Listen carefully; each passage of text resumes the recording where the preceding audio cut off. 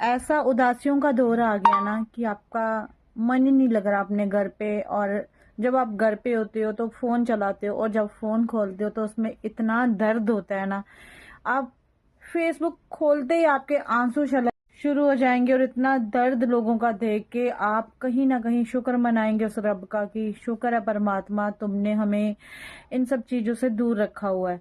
तो देखिए, जब अब मन भी नहीं कर रहा किसी से बात करने का, कहीं जाने का, कहीं आने का, और माहौल भी अच्छा नहीं है, तो क्या किया जाए? पहले तो इस माहौल को छोड़ के भी ये सब करना चाहिए, लेकिन जब आप स्पेशली ऐसे माहौल में हो तो क्या किया जाए? तो सत्संग करो, प्रभु का नाम लो, जो साथ जाएगा। तो बड़े प्यारा सा एक सवाल किसी ने पूछा, मैंने ये कहानी पढ़ी थी, वही मैं आपके साथ साझा कर रही हूँ कि सत्संग करने से क्या होता है। तो उन्होंने महात्मा जी ने जवाब दिया कि सत्संग जाने में हमारे कर्म करते हैं, हमारे कष्टों का जो भार है वो हमें कम ढोना पड़ता है, और हमें ये जो तकलीफें हैं वो कम होती हैं। तो वो बोलते हैं कि सत्संग में जाके भी अगर ये सब होना है, कम होना है या ज्यादा होना है, तो फिर हमारा जाने का क्या फायदा? तो फिर वो संत उन्हें समझाते हैं कि तुम छत पे जाओ, ऊपर से एक ईंट खींच के मेरे ऊपर मार दो। वो बोलते, मैं नहीं मारूंगा जी, आपको बड़ी दर्द होगी। तो वो कहते हैं, अच्छा दर्द होगी, तुम्हें एहसास है? वो कहते हैं, हाँ मैं नहीं मारूंगा। वो कहते हैं, चलो फिर आप ना ईंट को ना एक रुई के तकिए में लपेट के ना वो तकिया मेरे सिर पे मारो। तो वो बोलता, अच्छा हाँ मैं ये ठीक है ये करता हूँ, लेकिन मैं ये करूँ क्यों? तो फिर साधु महात्मा ने उन्हें समझाया कि देखो, तुम पूछ रहे हो ना सत्संग में जाने से क्या होता है। सत्संग में जाने से यही होता है, जो डायरेक्ट ईंट फेंकने पर दर्द होगा ना, वो नहीं होगा जब वो वही ईंट तकिए में लिपट के आपके सिर को लगेगी। यानी कि आपको अपने कर्मों का भार, अपने कर्मों का बोझा जो है, वो तो आपको उनमें से निपटना ही है, निकलना ही है उसमें से।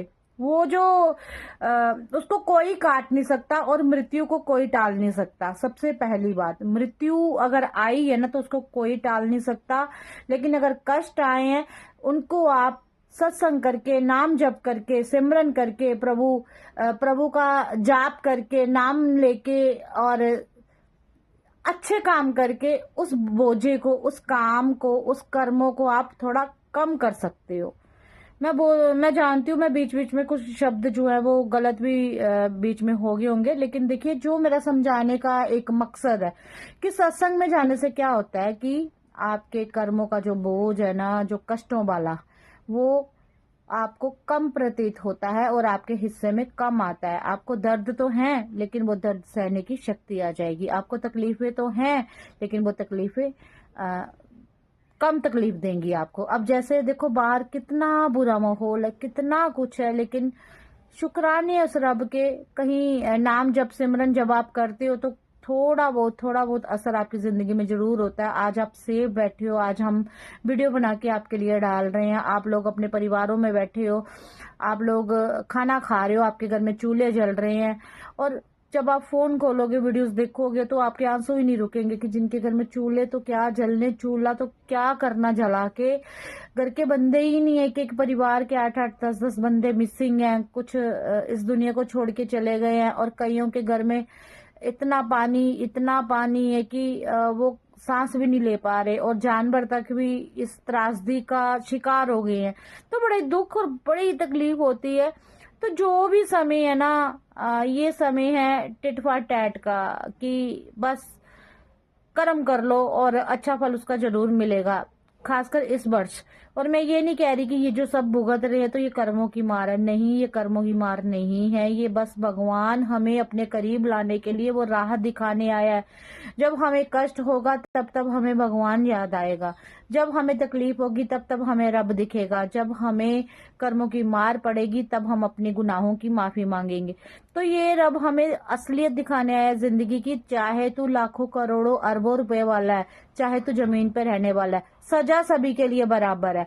और देखो, अगर आज भी हम नहीं सुधरे ना, तो फिर हम कभी भी नहीं सुधर सकते। इंसान को उसका परिचय कराने इस बार नेचर आया है, इस बार ये कुदरत आया हुआ है, और कुदरत का कहर है, और कुदरत के कहर से कैसे बचना है, इसके बारे में सोचें। किसी दूसरे को नीचे कैसे दिखाना है इसके बारे में मत सोचें।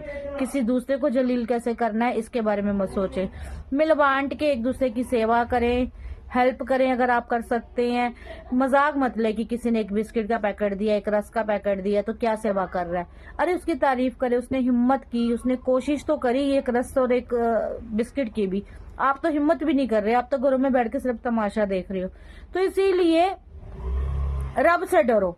अगर अब की बार भी अब आप अगर रब से नहीं डरे ना इतना कुछ देख के, तो फिर आप कभी भी नहीं डर सकते। और हम तो पहले से ही बहुत डरे हुए हैं और हमेशा डर लगता है। और फिर भी मैं कह रही हूँ कि रब को मानने से, सत्य की राह पर चलने से, सत्संग करने से, प्रभु सिमरन करने से आपके कष्टों का बोझा जो है वो थोड़ा छोटा हो जाता है और थोड़ा सा इजी हो जाता है आपकी जिंदगी में जीवन को जीना। लेकिन हाँ, अगर मृत्यु आई है तो वो अटल सत्य है, उसे कोई रोक नहीं सकता। ये मैं बार बार बार बार कहती हूँ। तो सच्चाई से रूबरू होने के लिए आप अपने आज को मत मिटाएं। हम नहीं जानते हमारी कौन सी सांस आखिरी है, कौन सी सांस किस समय तक है, और कोई इसकी वैलिडिटी नहीं है। लेकिन जब तक हम ले रहे हैं सांसें तब तक प्रभु सिमरन तो करें। हर सिमरन से हमारे सिर्फ और सिर्फ प्रभु का नाम निकले, इधर उधर की बातें ना करें, हम तमाशे ना देखें, एक पहल तो करें किसी दूसरे की मदद करने की। तो चलिए उठिए, जागिए, और जितना जितना आप इस बुरे समय में आप कर सकते हो ना एक दूसरे के लिए तो वो करिए। और प्रभु सिमरन जरूर करिए। और जरूरी नहीं है कि सत्संग के लिए आपको घर पे बैठ के ही 24 घंटे सत्संग लगा के बैठना है। जब आप सेवा करते हो वो भी सत्संग का हिस्सा है। सेवा करते करते नाम जप कीजिए, सिमरन कीजिए। जो जिनको भी आप मानते हो, जो भी आपके इष्ट है, उनको हर पल याद कीजिए कि शुक्राने हैं तेरे रब, तूने मुझे इस काबिल बनाया, मैं किसी एक को उठा रहा हूँ, किसी एक की मदद कर रहा हूँ। तो शुक्राने कीजिए। आज आप एक की कर रहे हैं, कल आप हजारों की करोगे और आप पे कभी ये नौबत ही नहीं आएगी कि आपके साथ भी कुछ ऐसा हो। तो जय माता दी, जय गुरु जी। कोई भी भूल चूक को माफ कीजिएगा और जनहित में जारी कर दीजिएगा ये वीडियो, ताकि जब जागो तब सवेरा वाली बात हो। देखो, हम हमेशा एक दूसरे की वीडियो देख के मोटिवेट होते हैं, तो सभी को मोटिवेशंस की इस वक्त बहुत जरूरत है। घबराना नहीं है बल्कि मिलकर साथ निभाना है।